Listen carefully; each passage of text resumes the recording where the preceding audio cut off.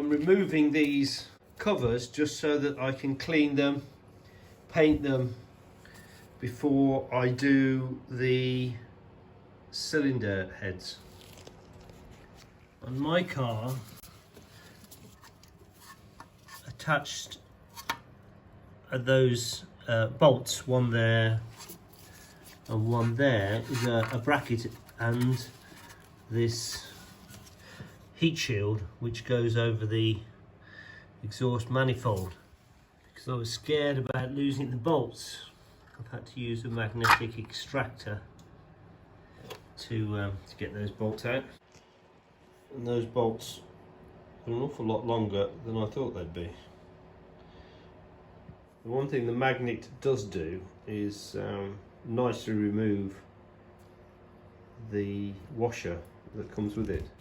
The two end bolts came out with two washers.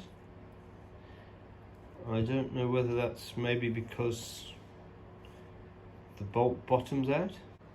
Okay, that's it off.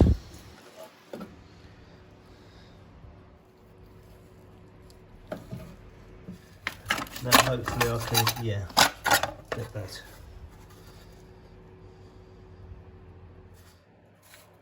The nuts on these brackets appear to be captive nuts. Put the bolt head into the vise and then flattened out just a little bit. Finished by getting it nice and flat there. Going some heat. So we'll see if the backwards and forwards trick now with some freeing oil will get that off. That was successful, and maybe if I put a stainless steel bolt in there with the mild steel captive nut that's on the bracket, that will be good enough. Second one proved a lot more difficult, and in the end I used a angle grinder, ground off until it was flat, centre punched and drilled into the bolt. On this side of the engine, because I know from previous posts in the Jensen's Owners Club forum site that getting this valve out is quite difficult, I'm just going to cheat and undo the clamp and remove that, and then take the 6 bolts that I now know exist out and remove that.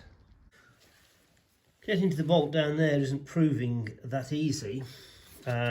I seem to have on my car quite a lot of tin foil baking trays attached in various locations. I don't think it helps with the insulation and that's here, so I might pull that back. Perhaps with these removed, I stand a better chance of getting an extension down there. With a couple of 1/4 inch extensions and a 7/16 socket, I was able to get it on the bolt head, and then I'll use the magnetic extractor to get it out when it's loose. And I couldn't get it up and past this insulation, so I had to tear it back.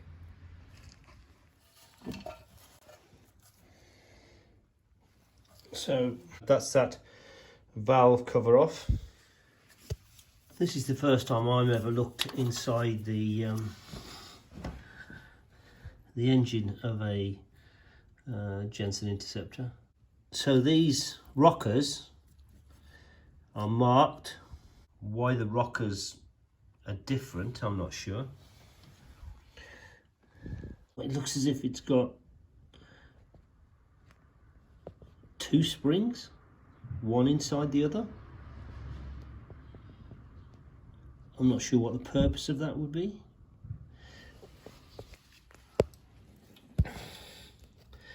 And it looks to be the same for all of them. When I was looking at the underside of the left-hand wing,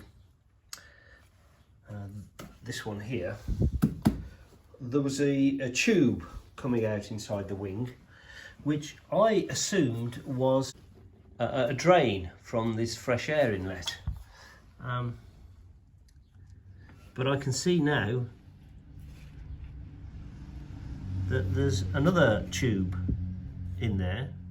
It obviously lets water out. That's one of those sort of rubber valves that's on the end. So I'm not sure where that one comes from. The end result, cleaned up the aluminium and tapped 2 new threads and put stainless steel bolts straight in, which should make it a lot easier to just take that heat shield off.